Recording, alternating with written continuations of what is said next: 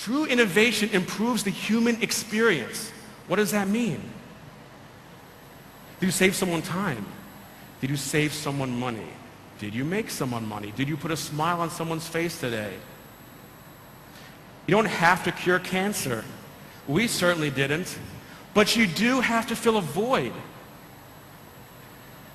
This right here is an example of filling a void.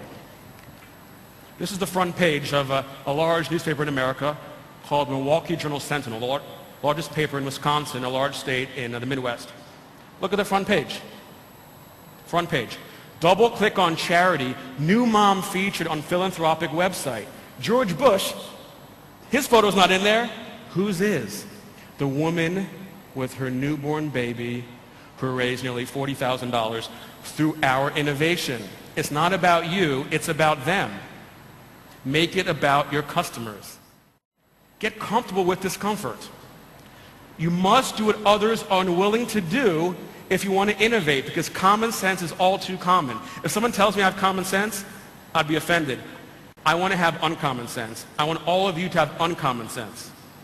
That's what innovators do, because innovators know that regret is far worse than failure. Regret is far worse than failure. What does that mean? You have that big idea in your head gnawing at you the past 6 months or a year or 3 years or 2 weeks? It's not going to go away, right? Your decision is very simple. Do you want to follow through with it, take some risks, try to make it happen? Or do you want to wait until your buddy or a stranger halfway around the world does it instead?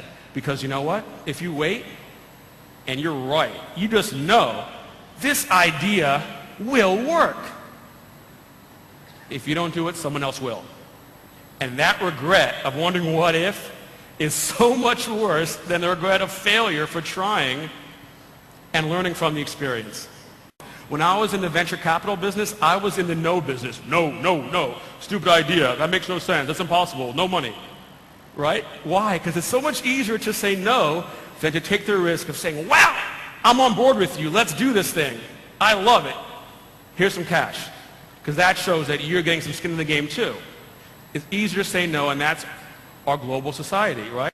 Innovators have to go against the grain and tune out those skeptics. Look at the world differently. Don't think about what makes sense today. Think about what will make sense to everyone tomorrow in hindsight. Create the trend. Don't follow the trend. How many of you are on Twitter? Raise your hand, please. Do you want to be on Twitter? Or do you want to create Twitter? You want to be the 500th millionth user on Facebook? Or do you want to invent and innovate the next Facebook? Think about what's next. Don't follow the trend. Remember, it's only obvious after someone does it successfully. Why shouldn't that someone be you? Next time, make it you. If you catch the ball, you got to answer a question. No pressure. Hey, you try doing this. Okay, you got one question. Ready? Awesome catch. Now, if you wait one moment, please, sir, if you stand up, someone will bring a microphone to you. Introduce yourself with your name and what firm you're with, and then there'll be a question on the screen. Please read it out loud and then try to answer it for us. I'm Ashurat from IBM Rational Support.